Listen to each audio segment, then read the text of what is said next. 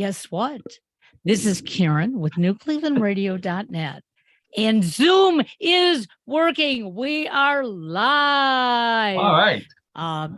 So we're live for What in the World with Paul Seaburn and his sidekick, John DiNallo. And for those of you who are wondering why I'm so excited about this, it's because Zoom has made so many changes that you click on what you think you're supposed to, and it takes you somewhere else. So, but we're live. And what are we going to talk about today, Paul Seaburn? Oh, we are. Oh, thank you for that glorious introduction, Karen, and that great explanation for that we don't care about.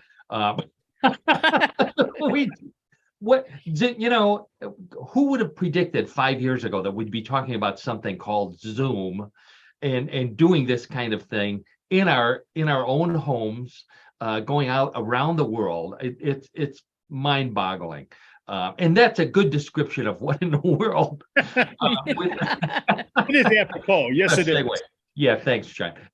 With me, Paul Seaburn, your host, and Karen Hale, our media mogul, co-host, producer at newclevelandradio.net. And somewhere on the screen is John DiNallo, host of What in the World of Sports. Hey, John, how are you? Hey, I'm well, Paul and Karen, and hello to the audience. Hello, that's right.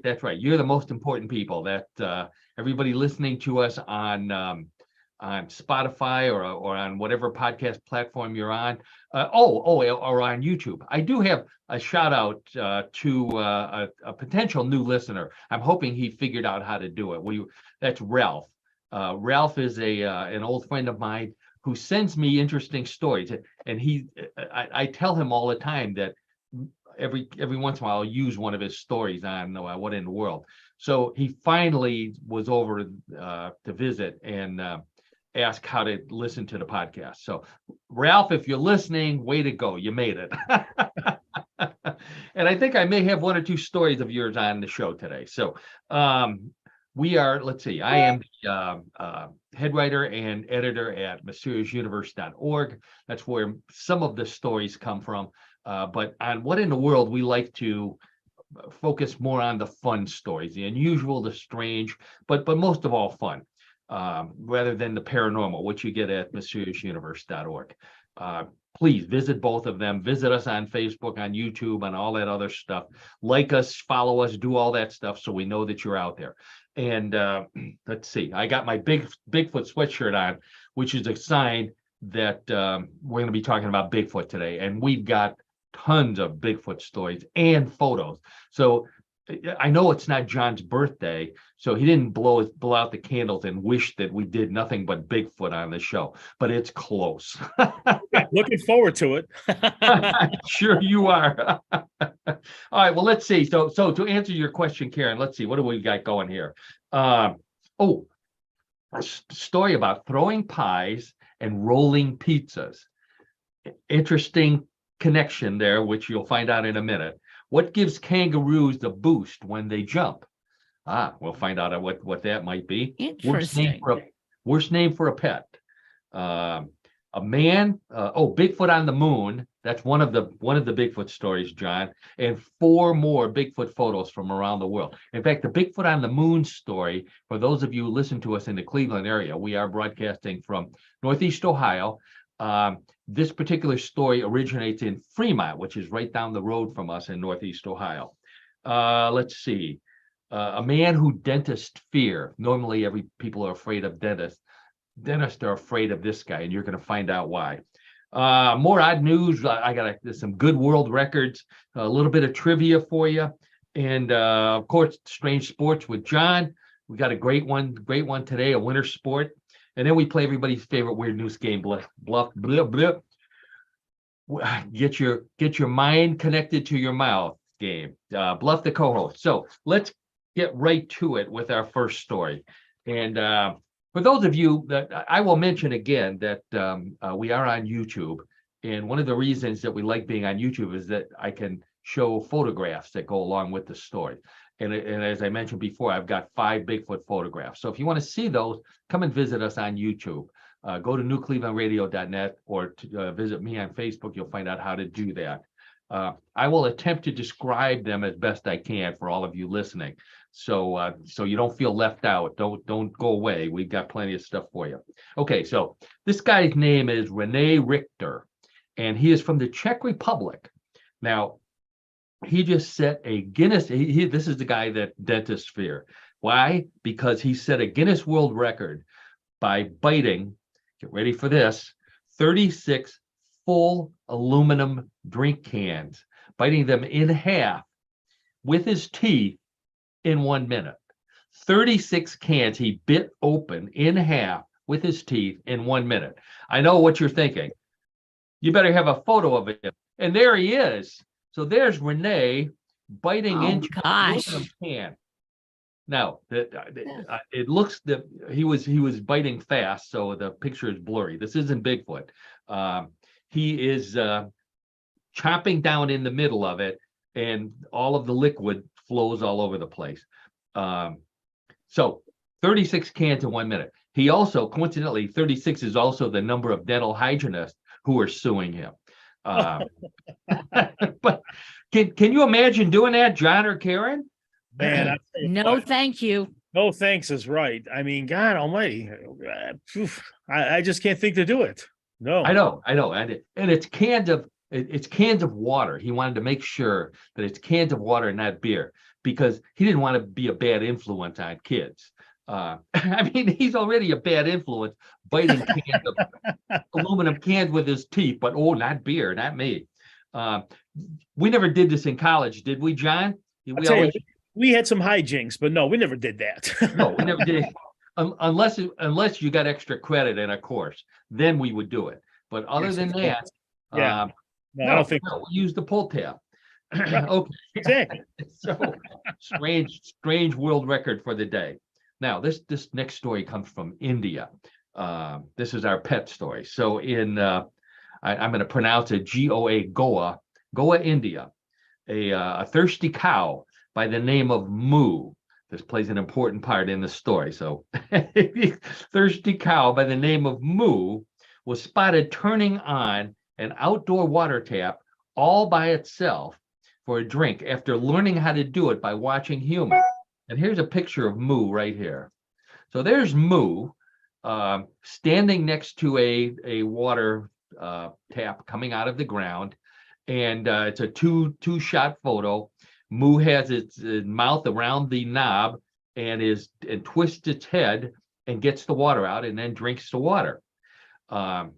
Amazing talent there that it apparently learned by watching humans. Now, according to the story, Moo also knows how to turn the water off, but doesn't, because the water belongs to the guy who named it Moo, and this cow's not real happy with that name.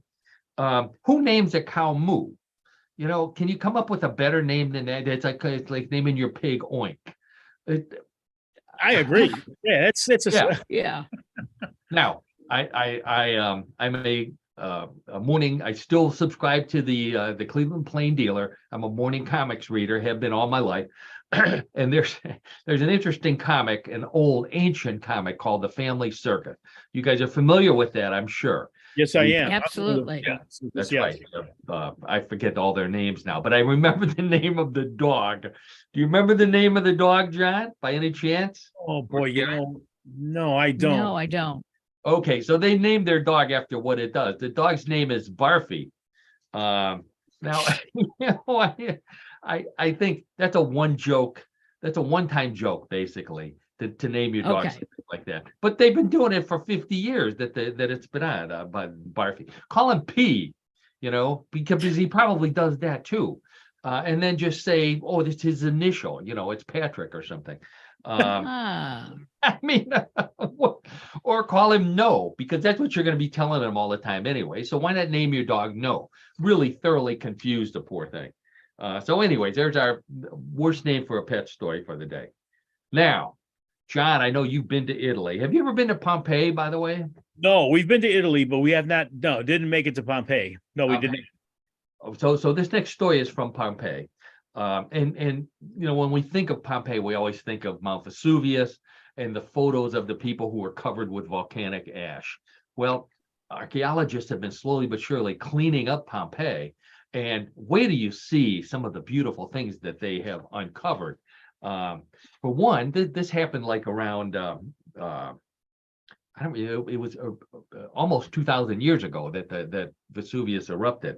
So there's a 1,900-year-old home in Pompeii that was owned by two former slaves, and they've restored it to its original condition. Now, wait till you see this. There's the bathing area, like a pool. Wow. And beautiful Yeah. columns, and there's a garden up in the right-hand corner. But there's also a couple of photos in there that the story is really about. So this was called the House of Vetti, and it featured gardens, marble bath, and a small room with frescoes. Those are the paintings that we're looking at. And if you'll notice, these are not Bigfoot, but the paintings are blurred in certain places, pixelated, you might say. And one is a couple without any clothing on, and another one is a man with the pixelation around his crotchal area, let's say. As they say in Italy. And so you're going to figure out what's going on here. These former slaves were in the wine business. That's how they made all their money. But they also apparently ran a brothel on the side before Mount Vesuvius wiped both of them out. So I was just thinking, so these are pictures, obviously, from the brothel. One is a very well-endowed man, and the other is a couple engaging in what they engage in at brothels. And I was thinking, this was a winery and a brothel. So I'm thinking, nothing. The women who worked there had it made, because all they'd have to do if one of the customers got out of line is say, in my other job, I stomp on grapes. That would shut everything down immediately. That would be a deterrent. Yes, it would. You better believe he's going to behave for the rest of the time he's there. Okay, so we're talking about the Bigfoot photos, but I've got a UFO photo, and John is always a critic of our UFO photos. So I've got a flying saucer UFO photo next. This one is from Argentina, which is a big area for unidentified flying objects, or unidentified aerial phenomena, as it's called now. Noelia Sepulveda is the lady's name, and her father were visiting a farm in Argentina when they claimed to have taken this photo here of a classic flying saucer. Now, there's Wow. the photo on the left and a magnification on the right. And if you just looked at it without any explanation, it looks an awful lot like a flying saucer. Blurred, maybe because it's flying so fast, but nonetheless, a flying saucer. Wouldn't you say that, John? Yes, like to Karen's gasp there, it really looks like a flying saucer.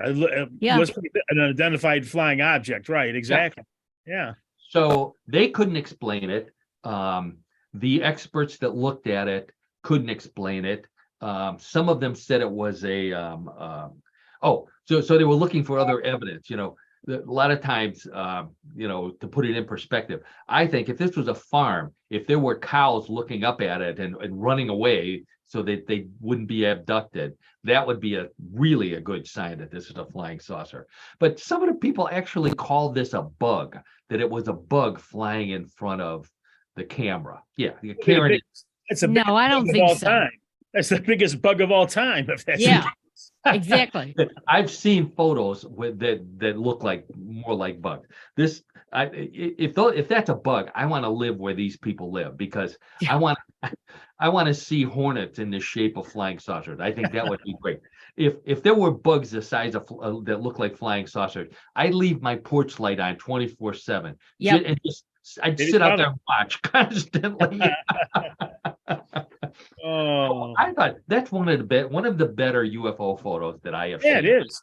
Yeah. I have no explanation for it. I can't say one way or the other if it's aliens or somebody throwing a pie plate or a real ship from another planet. I just don't know. Okay, so we talk about world records a lot on What in the World. There's a guy who I avoid. We talked about him early on. His name is David Rush. He lives in Idaho. He owns his job is setting world record. He's got like 250 world records to his credit. But this one I liked. So we're going to talk about this one. So He and his partner, now John's going to hear this and he's going to want a nickname. His partner's name is Jonathan Hollywood Hannon. So John, be thinking about what nickname you want. Okay, will do. So they set a new world record for sausage roll tossing. Didn't know that was a competition. It is. No. In fact, I have a photo here while we talk about it. Let's take a look at these two guys here. So one of them, Hollywood, that's the guy on the left, tossed a sausage roll 83 feet and 10 inches to David Rush, who is on the right, who caught it in his mouth without using his hand. 83 feet, 10 inches through the air into his mouth, world record. How about that? Wow. Yes. Really? Not the world record I want to make. I'm just thinking, I've been to plenty of Super Bowl parties where pizza rolls are served and sausage roll. I hate if people find out about this, and John in particular, I know had host a Super Bowl party occasionally. You don't want people doing this at your party because you'll have broken windows, broken furniture, broken legs, who knows what. Yeah, you set a bad precedent with that, Paul and Karen, for sure. You do. You shouldn't throw food at all. I think we should accept the fact that it's not a good idea to throw food. I agree. You agree, Karen? Yes, absolutely. Okay. So I looked up the history of throwing food, particularly in movies. And the art of throwing food, particularly pies, goes all the way back to 1910. The first 1909, the first movie to show people throwing cream pies was in 1909, a silent film called Mr. Flip. The title character received a pie in the face after, and understandably, sexually harassing a group of women.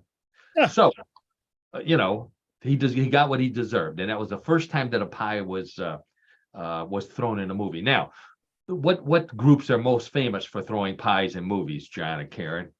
Well, I'll offer the Three Stooges, obviously. Yep, absolutely. Three Stooges, and can you think of another pair of funny guys who also threw a lot of pies? Well, I can. Marx Brothers. Well, that would be four guys, I know they threw them occasionally. I was thinking of Laurel and Hardy. Yes, sure. Yeah, before the Three Stooges, Laurel and Hardy threw a lot of pies. In fact, they hold the world record for the most pies thrown in a movie. The movie was called The Battle of the Century, and I have a scene from it right here. Battle of the Century. In 1927 black and white film, 3,000 cream pies were used during the pie fight. Oh my gosh. Wow. Scene right there in front of, appropriately, the LA Pie Company. 1927. Charlie Chaplin used to throw pies too. He was another one. So that's the world record pie throwing scene right there. Three Stooges is who everybody thinks of. Between 1930 and 1960, they made 220 movies and probably threw pies in at least half of them. In fact, they named two movies specifically after what they were about to do: Pies and Guys and The Sweet Pie and Pie. Huh. Remember those? Sure. John, you remember that one? That was the one where Moe hit Curly on the head. Remember that? Yeah, but I was going to say, in every one of them, right? well, but in the Three Stooges shorts, okay, those short films, right? Those were many pie throwing incidences in those. Not even the movies. I'm saying the short films. The shorts, right? That's right. Constantly. So now back to pizza rolls. The world record for the most pies in your face in 1 minute, and this is something we could try. Man by the name, he didn't give his real name. He goes by Colonel Custard. He set the world record for the most pies in the face in 1 minute. 72 pies in 1 minute. That's more than 1 second. Yeah, how about that? Um, Let me ask you this, Paul. Is it one person throwing the pie in his face, or is it several people? I don't have I have a photo of him. There he is. There he is with his world record. Okay. But I don't know how many people. Nice uniform he's got there, by the way. Really? I don't know what army he's a colonel in, but anyways. So, now, John. Okay, so we can all figure out that with the last name of DiNallo, John is at least part Italian. Did your Italian grandmother ever make for you good old-fashioned Italian pizza rolls from the old country?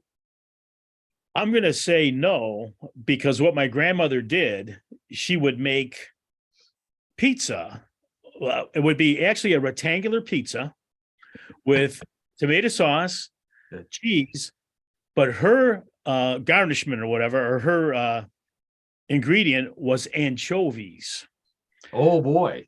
So in other words, there was never anything like at my grandmother's house where we got a sausage pizza or we got a pepperoni, but that's what it was. And it was quite good. Yeah, it was quite good. Oh, it is. Yeah. Yeah. Anchovies get a bad reputation. Like some of us. So there's a reason why your grandmother never made good old-fashioned Italian pizza roll, because they're not Italian. That's the real reason why. Okay.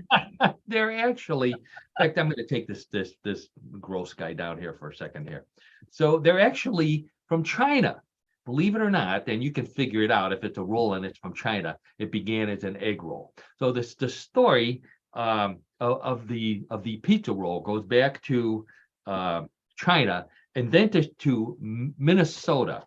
Guy by the name of, and you'll get the connection as soon as I give you his name, Gino Palucci. Gino, is that an Italian name, John? Of course it is. You can't miss that. Like a mob guy, yeah. Gino. Yeah, really, exactly. Yeah. Gino the fifth Palucci. He's working as a grocer in Minnesota in the late 1940s, and he notices that a bunch of Chinese restaurants are popping up in the area and marketing Chinese food. And they're also, the grocery stores are starting to get prepared Chinese food. So he borrowed $2,500 from a friend, and he used it to begin canning chow mein and selling it to grocery stores. Name of his company was the Fu Young Company, which didn't catch on, but the next name did, Chung King. So this guy, Wow. Gino Palucci, founded the Chung King Chinese Food Company back in the 1940s. Wow. In the 60s, you know, that's what all I have, those shelves were filled with Chung King, remember? Chung King, that's right. Yep. That's what I ate when that's all I knew what Chinese food was when we were kids. Sure. Now it gets better. So he makes all kind of money selling Chinese food. So frozen dinners started becoming popular. So he decided to make Chinese frozen dinners. So he's got frozen chow mein, and he's got frozen something else, and he's got frozen egg rolls.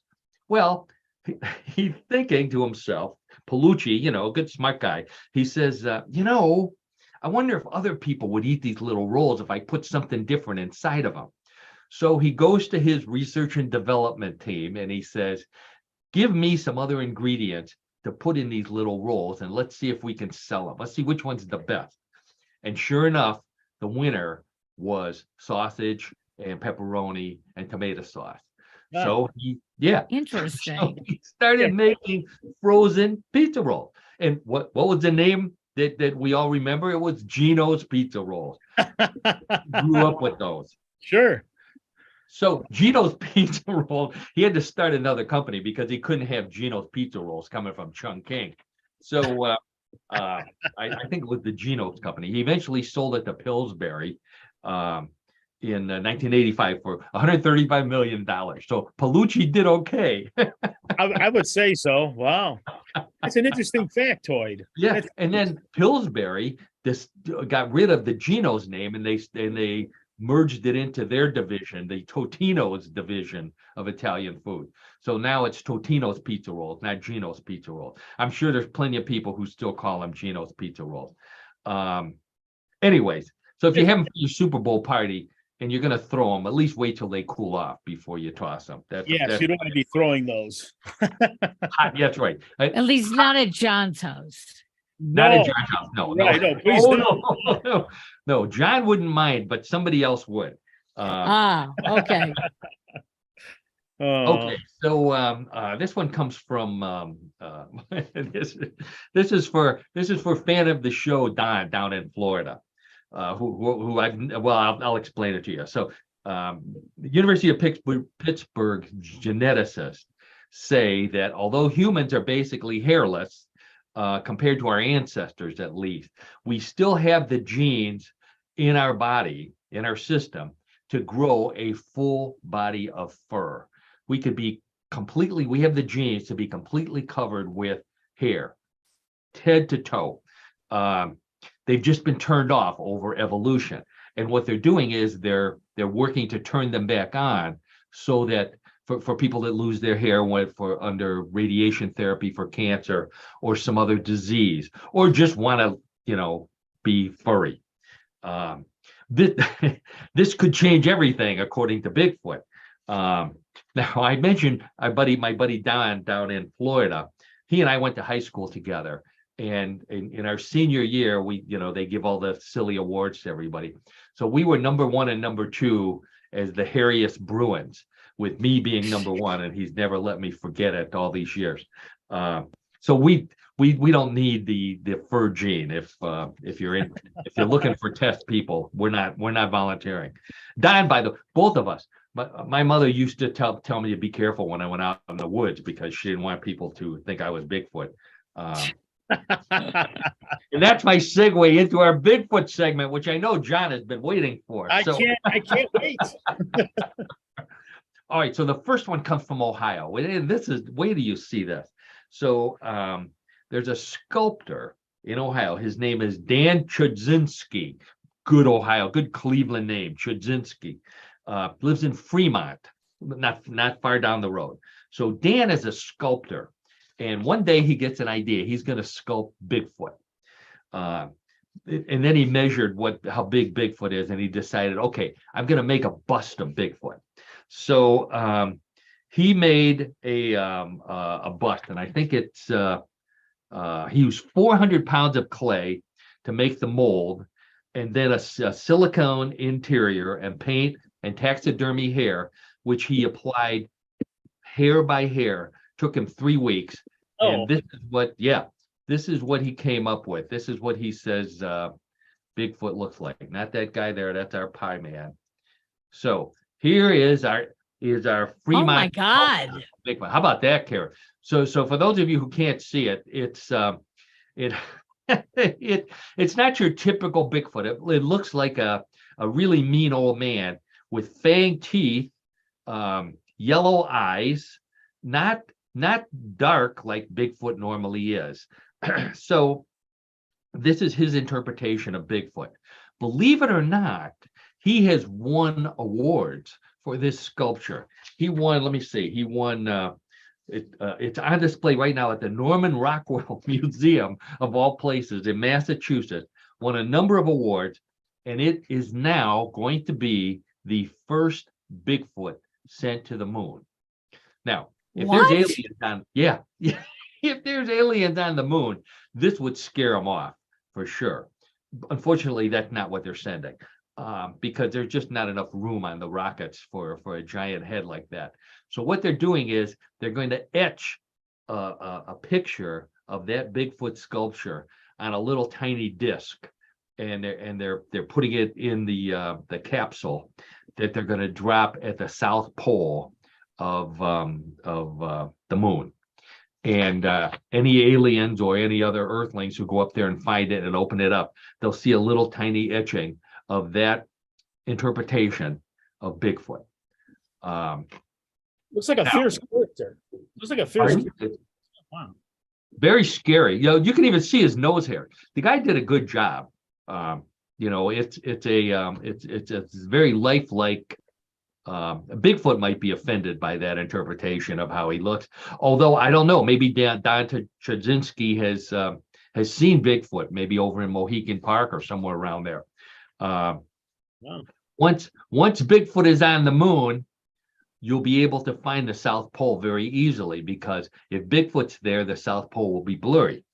Oh, good Good segue, Paul. one. Good segue there. All All right. right, so okay, so obviously this is not a real Bigfoot, and John's waiting for the real Bigfoot photo. So let's get right to it. This came from, I did this an article at Mysterious Universe because it's huge number of Bigfoot fans out there, and I wanted to share it with our What in the World fans as well. So 4 different Bigfoot sightings, one in West Virginia, one in Mississippi, one in Washington State, and one in a place called Cannock Chase, which is in England, a very scary haunted forest that has a lot of weird stuff going on in it. So those are the 4 places. So we'll start with Mississippi, and this comes from Josh Highcliffe, who's a hunter. So he's out hunting in a swamp. And he says he sees this huge black thing. I'll paraphrase what he's saying. About 50 yards away, he was hog hunting. So at first he thought it was a hog, but then he sees it standing on 2 legs. He didn't think of shooting. He was going to run, but then he decided, hey, I'm a hunter. I got a gun. I got to stay here and maybe get a photo. Otherwise, nobody will believe me. So he takes a photo, and he hears a truck coming, and the thing stands up.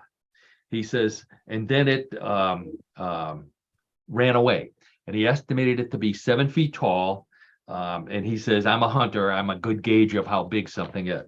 So here's the Bigfoot photograph taken by Josh down in Mississippi in the swamp. Okay, there you go. In case you can't see it, John and Karen and everybody watching on YouTube, it's conveniently circled in red.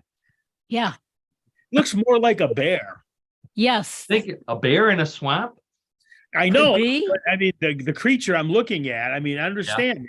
Looks like a bear. Yep. Looks like a bear. Okay. So what he said this is either a Bigfoot or a skunk ape or a Honey Island swamp monster. Now that's one I have never heard of. Turns out that there's a place in Louisiana called Honey Island, another swamp, of course.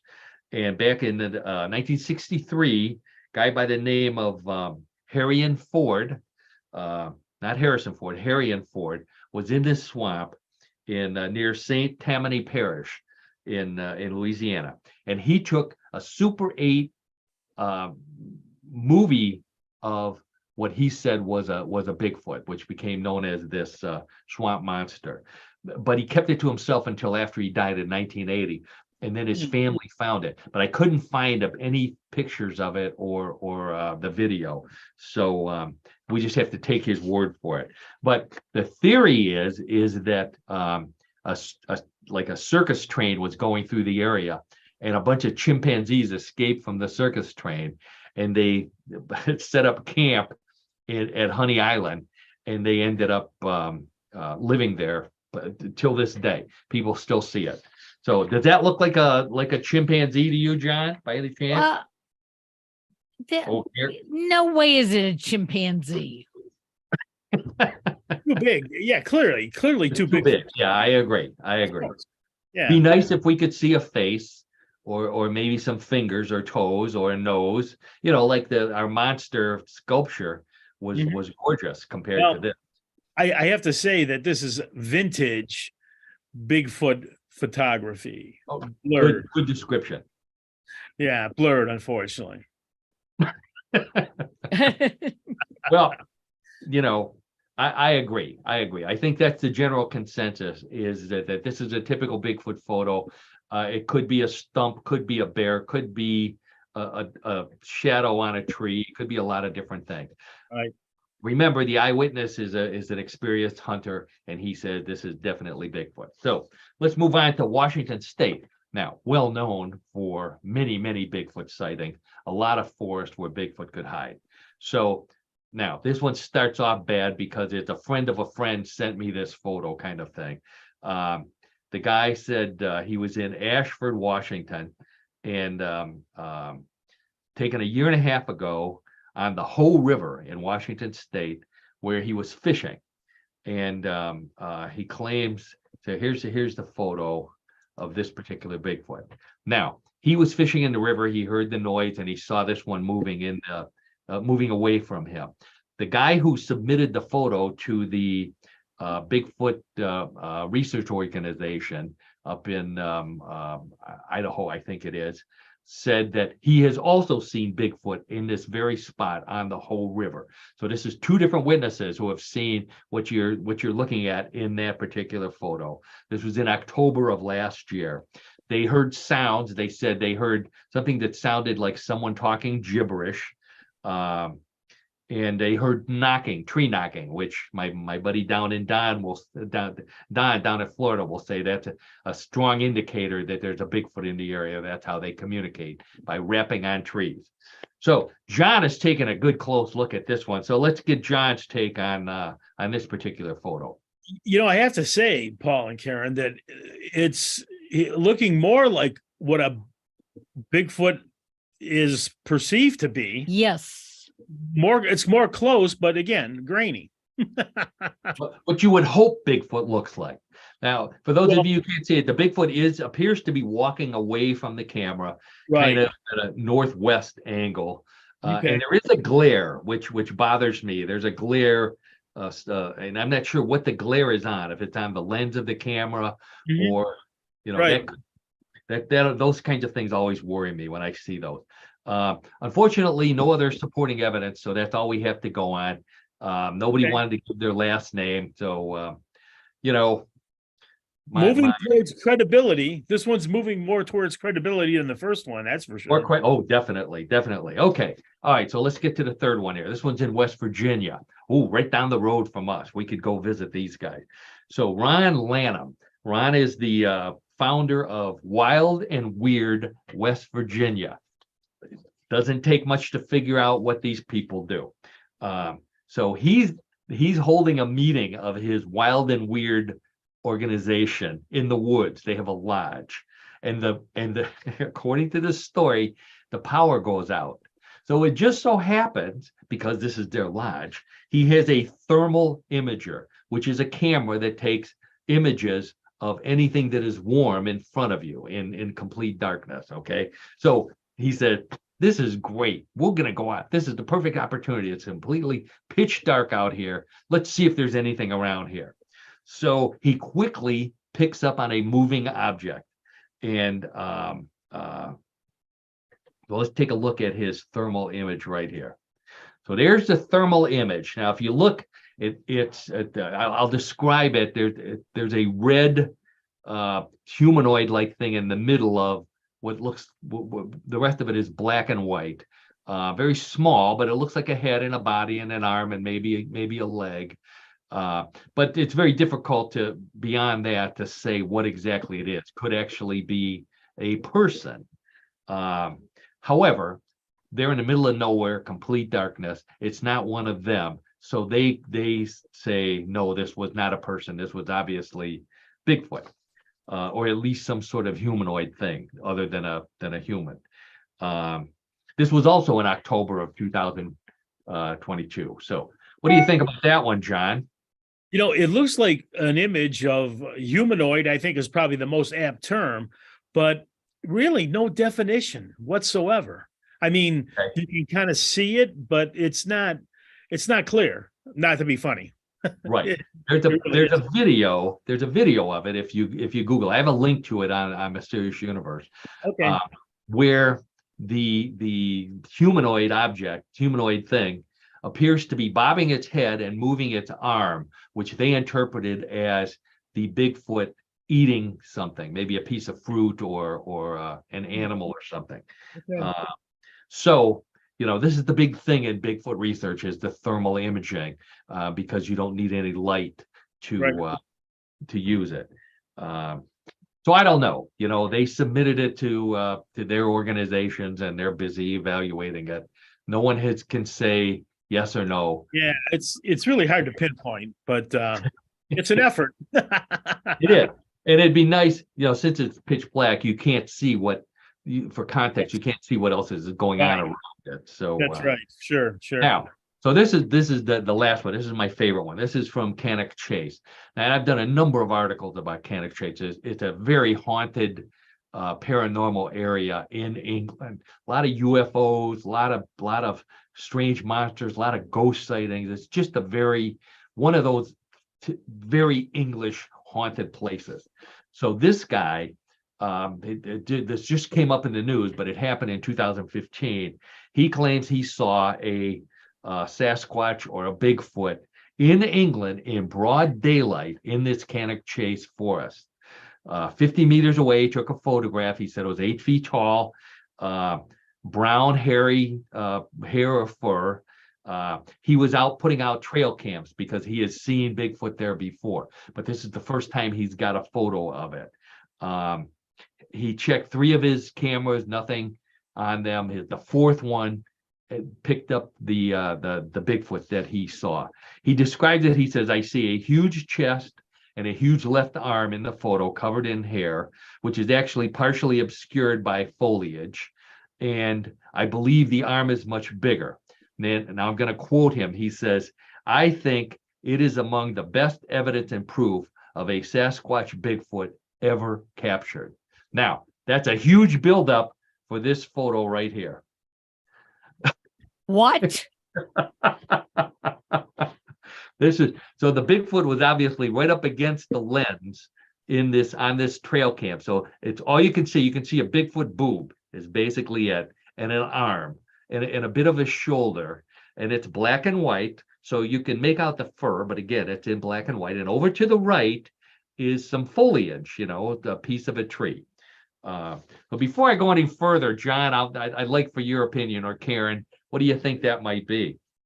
Well, the foliage is clear, or it appears to be clear, but okay, that's a good thing. Yeah.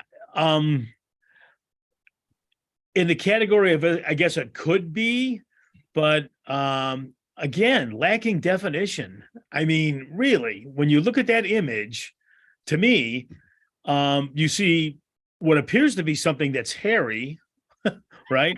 But it's hard to really distinguish, body parts or anything like that. It's just like a big thing of hair. Can you see a shoulder? No. Definitely a shoulder. It looks like a bicep. Yeah, I guess right to the right of the. Yeah. I guess that could be that, but okay. All right. So by him saying that this is the best evidence ever of Bigfoot, a number of people objected to that, including this gentleman, Cliff Barackman. Now, I've seen Cliff's name come up before in various articles. Cliff was on Finding Bigfoot on television. He's also the curator at the North American Bigfoot Center in Boring, Oregon. Terrible name for a city, but probably the person's name, so I shouldn't pick on it. Boring, Oregon. So he's the head of the North American Bigfoot Center. So he's looking at this and he says, it's black and white. What if I colorize it and make it brown like the guy said he is? So he colorized the photo, and I'll show you what he came up with in a minute. He colorized it and he says, that looks awfully familiar. And the more he looked at it, the more he realized that what he was looking at was not a photograph of a Bigfoot at Cannock Chase in England, but a photograph of a Bigfoot at his museum in Oregon. Here's the picture right here. Oh, okay. So here's the brown. He enhanced it a bit and colored it brown. So now it looks a little bit more like a Bigfoot, doesn't it? Well, I think the color carries it a little bit, but it's still blurry. And now it's great. Yeah, that's right. And we got green foliage over there. Okay. Right. Sure. So this is from the museum. And that is Murphy. This is, for those of you who can't see it, this is a picture of a Bigfoot replica at the North American Bigfoot Center. A nice, big, tall, 8-foot, typical Bigfoot statue. And if you zoom in right in the center, there's some green branches just like in the photo, and there's a bicep and there's a shoulder and there's a hairy boob, and it sure looks like somebody took a photo of that Bigfoot in the museum and it's claiming that it's the world's greatest Bigfoot photo ever. the Bigfoot world is up in arms over this. Yeah, I bet they would be. Yep. Or the world would be up in arms. Yeah, sure. Huge hoax, huge hoax. You don't do that. You don't do those kinds of things, especially when the head of the museum sees it and says, "Oh, I know what this is."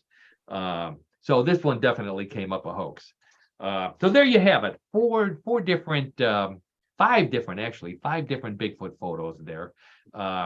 John, I know John, if I asked him to pick his favorite, it'd be the one in the swamp that was the clearest with the glare, I would Yes, say. it was. Yes. Yes, clearly Yeah. it was. Karen But- agrees. Karen I agrees. agree.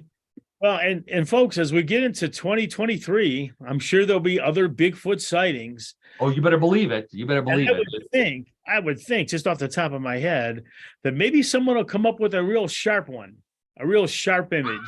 That you Who are you kidding? I don't know, Karen. I'm just hoping. Yeah, I mean, Okay. it's eternal, right? I mean, that's kind of what I will- people hope for, and yeah, I'm hoping for that just so we can finally put this to bed, so to speak. There is Okay. Yeah.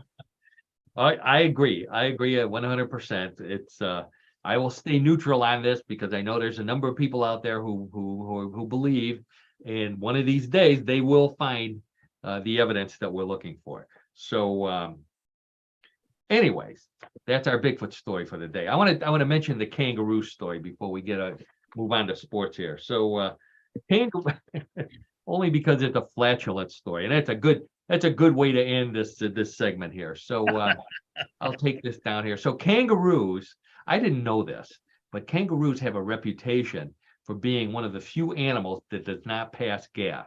Mammals that don't pass gas. And they should, because they're ruminants, like cows, which have a ruminant has multiple stomachs and they eat stuff that would cause flatulence. So they thought kangaroos did not fart, basically, and gave off less methane than other animals. So they did a study. Now, don't ask me if scientists ran behind kangaroos with little cups little baffles to absorb the farts as behind them. But they claim they measured a bunch of different kangaroos. They looked at what they ate. They looked at what they pooped out. And they found that kangaroos are no less flatulent than any other animals that eat the same stuff. What they found was that they emit less methane. So they fart just as much as everybody else, but their digestive systems release a little bit less methane. And that's why people thought they didn't fart. I'll tell you what, though, I think they do, because I've seen kangaroos up close and personal, especially the mothers. And you'll notice that the mother always turns her head before she opens her pouch when there's babies in there, because they've been farting for all day long. And you open that pouch and out comes just, Sure. Oh my gosh. a day's worth. I believe farting also makes them jump as high as they do. Because I wish we could get the money to do a study about farting. That would be great. I know. One of these days I'm gonna figure out how to Okay, I'm that waiting. application. I'm waiting too. Okay, don't hold your breath. So to speak. Okay. That was a But good one. Very good. I think everybody out there has been holding their breath for another reason, and that is because they know that What in the World of Sports with John DiNallo comes up next. Every week, regular listeners of the show know I ask John to find us an unusual sport that fits in with the theme of What in the World. Real news, sometimes strange, always funny. Sports fit the same category. So John goes out around the world and looks for strange sport. Always manages to come up with one. It's not necessarily one that we could participate in. Sometimes I'd like to organize it in Cleveland. I think we could maybe own a team in a way. I can't afford the Guardians, but I might be able to afford an underwater rugby team. Yes, that's been one of the sports that we've discussed. John's many sport. So John's got another unusual one for this week. So John, while you introduce us to your sport, I'll get your photos lined up. Oh, sounds good, Paul. Okay, so our sport this week is barstool ski racing. Now, wait a minute. Say that again. What is it again? It is barstool ski racing. Barstool ski racing. Okay. No, so the sport is pretty self-explanatory, Oh, yeah, as it is also unique or strange or just downright weird. yeah. Let me explain. So barstool ski racing is popular in Minnesota, Wisconsin, and in ski resort areas, Oh. especially in an area of Montana, Martin City. And in Martin City, there is an annual Cabin Fever Day event and festival, and there are races that attract thousands of spectators, and they will line Central Avenue to see dozens of brave souls ride a bar stool on skis down a steep hill. According to local legend, barstool racing got its start in the 1970s when two drunks were sitting at the bar and they challenged each other to a barstool race. Go figure. So here we have a promo from Cabin Fever Day in 2015. I know it's been going on because I found their website, but that was the only photo with the logo. So I wanted to put that up there. Thanks. So Paul. there you have it. And there's a person on a bar stool that is mounted on skis. So we've got proof here that it actually happened. Okay, John, tell us a little more about Sure. So after that inaugural race, the sport moved to Martin City, okay, where it's been ever since. Okay. The annual race has 4 divisions: non-steerable, steerable, open, and show class. Steerable, okay. The winners in the first 3 divisions are based entirely on how fast competitors get across the finish line, whereas the winner of the show class is based entirely on the creativity of what competitors ride down the hill as voted on by the audience. So obviously there's various types of competition in the barstool ski race. Now, while anything goes in the open class, the steerable and non-steerable classes have a few more restrictions. And in order to win, a competitor must cross the finish line atop the stool in what is called the drinking position. Now, this chap here is in the drinking position. That means seated on the stool with your feet off the ground. And this particular guy also has a can of beer held in his mouth. When you're in Rome, do as the Romans do. So that's it. Yes, yeah, I'm not sure that part is mandatory, but he looks like doing it. Now, so as we were looking at the course, the race course runs 750 feet down Central Avenue. Wow. And requires upwards of 40 dump truck loads of snow to construct. And according to legend, according to legend, this area at one time was Martin City's red light district. Oh, there you go.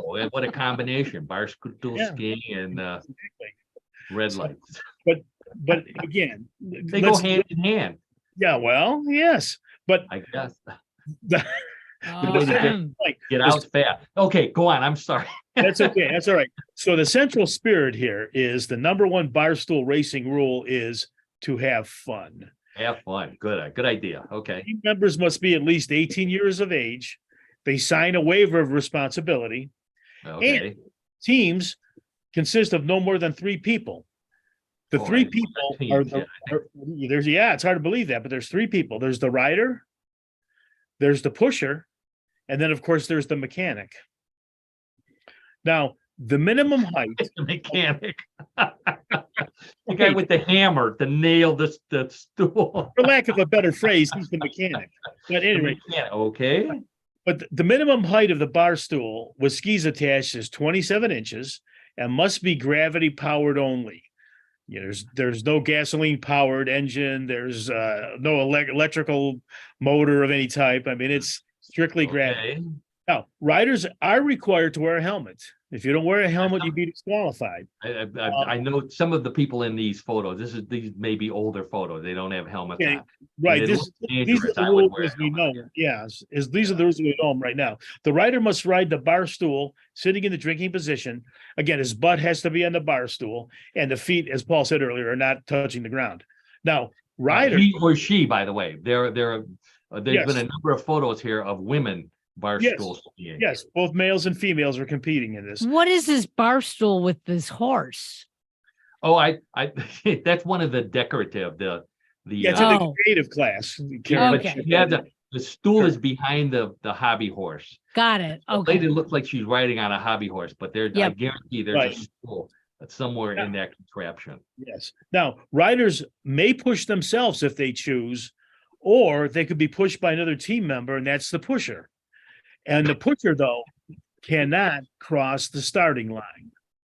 So the pusher is only able to get the contestant moving, but must stop again Right. before the starting line. But it's not like the bobsled where they jump on. Exactly. We can see the line in this photo Right. right there. So they push right up to the line and let Yes. them go. Now, racers will be Sayonara. Yeah. Racers will be disqualified if their feet touch the track at any point, unless both of the racers' feet touch the ground. That's kind of an interesting rule. Just kind of push there, yeah. Oh, yeah, that's right. Yeah. If they Yeah, both right, fall over, they yeah. can both get back on. Yeah. Exactly. Now, right, and again, if both racers crash, okay, there's competition between two people. If both racers crash, they must get back on their bar stool. When the racers are sitting on their bar stools, the racers are permitted to use their feet to propel the bar stool across the finish line. Now, if a racer crosses into the other lane during the race, the racer will be disqualified. Oh, yeah. You don't want to cause an accident. And you can see here, there's not very defined lines of No. demarcation, so to speak. It's just they're out there. I mean, And it looks pretty dangerous. yeah, exactly. Here's some of the other decorated ones, Karen, by the way. This looks like the fun part of it. Oh, Yeah, I think, well, Karen, what's your thoughts on that? I mean, looks interesting. Some of it those. looks interesting, but I don't think I'm going to participate. No? No, I'm with you on that. This is not for me. I don't know if it's for Paul. Paul, what do you think? I have a hard enough time sitting on a bar stool with that's Just sitting on the bar stool. Exactly right. All right. Now, so anyway, so we're getting to the end of the races. The finish line judges have final say in naming the winner of each race. At the end of the competition, trophies and cash prizes of up to $475 for first place are awarded. Now I've got one of the decorative It's bar good. stools. Decorative, sure. I put this one in for the lovely Donna because it's a lady. I believe it could be a lady, might be a guy riding a pink flamingo on a bar stool. So Yes, it is pink flamingo. Oh, pretty boy. decorative. There you go. Yes. Now, barstool racing sounds like the perfect sport for Cleveland. Yeah. After all, we're pros at sitting on bar stools in the drinking position. That's the truth. That's You- the truth. We you have know, that man- John, you could make some money if you contact the local barstool group here in Oh, yeah. Cleveland. You know, Karen, it's a good point. In fact, with my research, I did not really come up with a specific association, but let me look into that and I'll be back. With the I'll give you information. his name. I know who's in charge. Oh, do Wow. you? Yeah. Okay, you good. could get you could get a furniture store that sells bar stools to sponsor it. I think this is something that we could conceivably organize in Cleveland, bar stool ski racing. Absolutely. Makes sense to me, yeah. So normally I look for instances where John and I may have tried this before, and I couldn't find any from our younger years. But for those of you who know John, John's not a big winter sports person. John likes the warmer weather, and I found out that he has been working on a warm weather version of this sport. Now, I want to show you what John has created to replace barstool skiing in the summertime. So here we have John's new invention, the barstool mini bike. Well, and thank you for presenting that, because obviously you could be mobile instead of just being in one stationary spot and not have to have it be, as you say, again, in the winter months. Okay, it could be pretty much any time of the year This with no snow. would be perfect for Walmart as well. Oh, sure. Oh, If you're absolutely. going up and down the aisles, you can have a few and pick out That's what right. you want. So it's basically a bar stool mounted on a go-kart, on a go-kart. There it is. Now, John always thinks of me when he invents these kinds of things. So he even has one where I could go along with him. And that's this one right here. Oh, Isn't that how nice? nice. I can stand on the back while John is driving along on his bar stool. It's kind of And, like a sidecar thing, right? kind of like a sidecar in the back. Yeah. Yeah, A right. butt car. Well, that's good, Paul. It's good we're getting some pub on this. It's important we get some publicity on these inventions we're coming up with. I'm telling you, this is bigger than we think it is. We need to do more research on this, and that's what we will do. But right now, I want to thank John for another excellent sport, barstool skiing. I guarantee Thanks, most folks. of the listeners have never heard that before. So thank you again, John. Sure. And the end of What in the World of Sports means it's time for Bluff the Co-host, everybody's favorite weird news game. Real simple rules for Bluff the Co-host. I have 3 stories similar to the ones we've been telling all afternoon. One big difference, and that is that those stories were all real. Even the Bigfoot ones were real because the hoax was a real hoax. In Bluff the Co-host, the stories may be real, they may be a bluff. So it's up to you and Karen and John to figure out which one's real, which one's a bluff. Could be 1, could be 2, could be all 3. So let's get right to it. Gambling is legal now in Ohio, sports gambling, and this is a sport, so place your bet. Karen and John, hand on your buzzers, and let's get right to story number 1. There was a time when you couldn't open your email program without getting a note from a Nigerian prince trying to send you a check for $1 million that you deposit, send him half back, and keep the rest for yourself. Well, that scam is back with a new twist. A company in Nigeria is selling Bitcoin that it claims will go to helping the poor economy of Nigeria. How poor is it? It's so poor that the big Bitcoin mining company claims it uses an old laptop computer powered by a diesel generator. Your Bitcoin purchase will go to helping them buy a better used computer and a second generator. The company claims everything is legitimate and there are no Nigerian princes on its payroll. Okay, so the replacement for the Nigerian prince scam, Nigerian Bitcoin. What do you say, Karen? Real or bluff? I think this one is a bluff. Because I used to get all the Nigerian prince ones, and I'm not getting this one. Yeah, I lost some money on them. No, forget that. Anyways, no, I say it's false. That's a different podcast, Karen. Right. I'm going to say false. Okay, so Karen says that it's a bluff. John, how about you? After much contemplation, I would have to say that this is a bluff also, because there are so many scams about that. I just don't think this one is real. Okay, so John says it's a bluff. Karen says it's a bluff. So, unusual agreement from both of them. Let's check with the judges, and the judges say you're both wrong. That's a real story. Google it. They have a picture now. It's got to be a scam, but it's a real scam.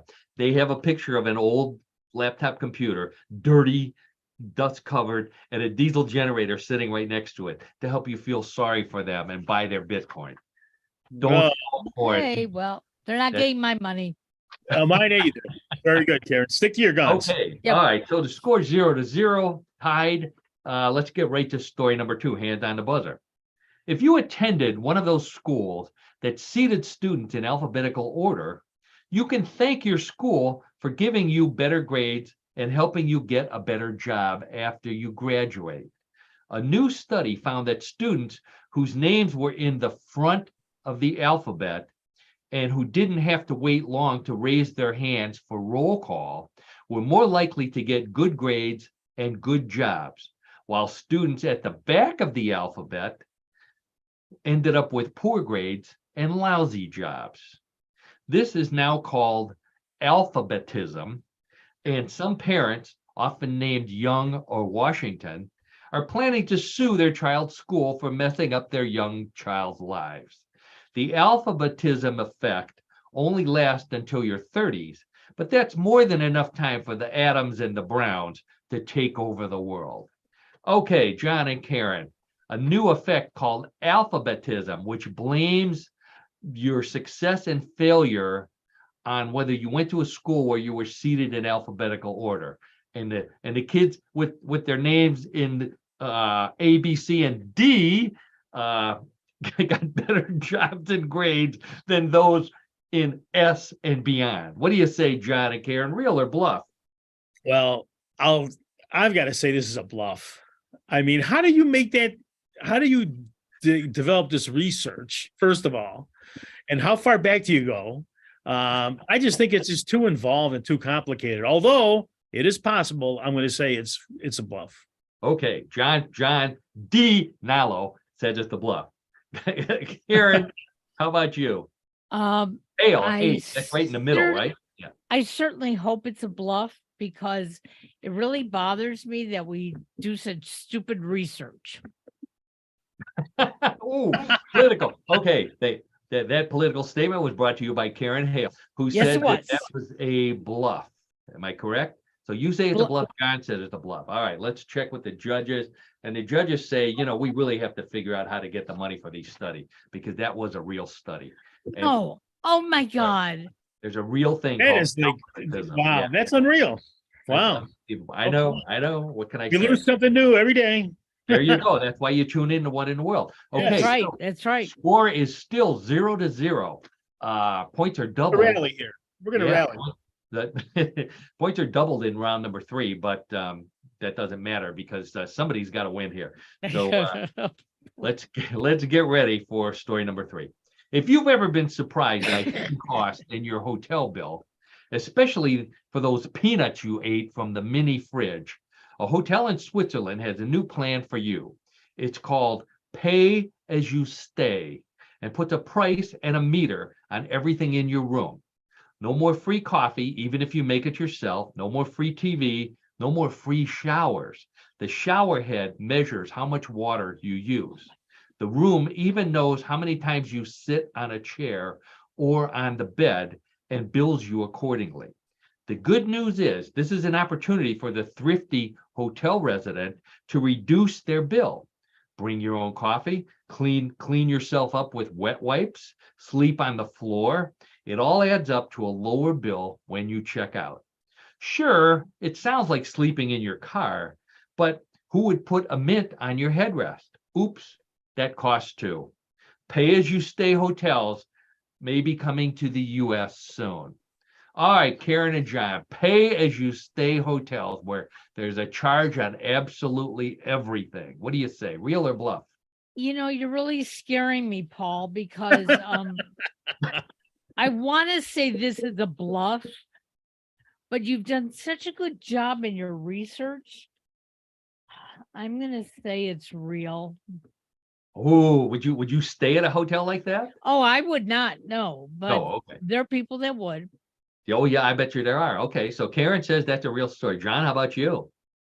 Yeah, I'm in agreement with Karen on this because it's something that's possible. And there are people that, or hotel chains or whatever, maybe that, or individual hotels for that matter, that would do something like this to save some money. So yeah, I would say it's real. John says it. Okay, so John says it's real. Karen says it's real. Karen's husband, Rich, has no opinion on this one. Nope.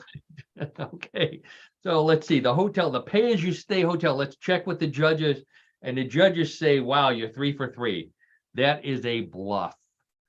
No such thing as pay-as-you-stay. I don't know. I think we were kind of like, how do they know how often you sit on the chair or in the bed? Well, they have a camera. Right. Overhead camera, that's right. Which violates your privacy. Okay, all right. So So now you guys need to raise money and form one of these if you think it's such a good idea. Make the No first thanks. one in Cleveland, Ohio. Okay. All right. Well, the score of Bluff the Codes is 0-0. Two depressed people who will be back next week out for vengeance. In the meantime, I hope everybody else had a good time with our stories, especially with our Bigfoot review. We really did a number on Bigfoot this week. I want to thank Karen Hale, our media mogul, producer, and co-host. Thanks for everything you do at newclevelandradio.net.